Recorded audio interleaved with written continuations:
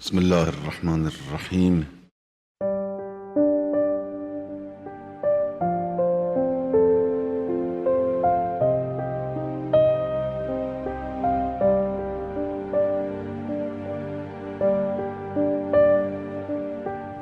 من وصیته صلی الله علیه و آله لامیر المؤمنین علیه السلام: یا علی، قلة طلب الحوائج من الناس. اینی که انسان حوائج خودش رو از مردم کم بکند، کم احساس احتیاج و اظهار احتیاج بکند به دیگران، این هو الغنى الحاضر. غنا و بینیازی نقد اینه.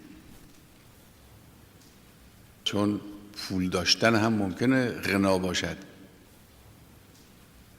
اما غنای نقد نیست.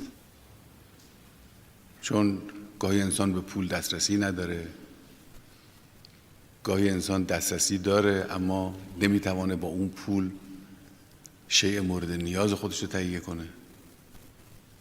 اینجوریست دیگه. یه چیزی احتیاج دارید، پولم دارید، اما نمیتونید اون رو تهیه کنید.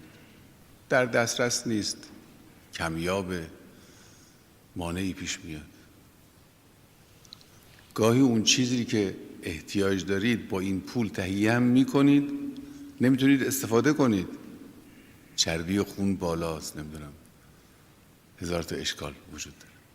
پس پول غنا هست، پول داری، اما غنای نقد نیست، غنای نسیه است.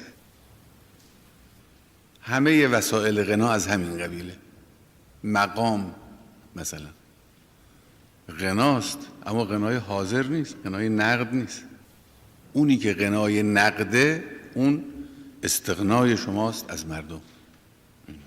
الان اون حاضر، نقد و حاضر، انسان می شود غنی. ببینید واقعا حکمت ایناست ها. وقتی انسان دقت کنه، در عمق بره، لب حقیقت تو این کلمات عالیات هست.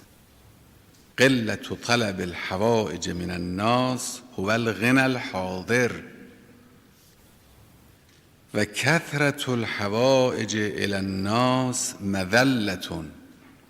انسان خیلی به این به اون مراجعه کنه، حوائج خودش رو از یکی انسان حج بخواد، از یکی نمیدونم ماشین بخواد، از یکی مقام بخواد، از یکی کمک برای سربازی عقبی زاده بخواد.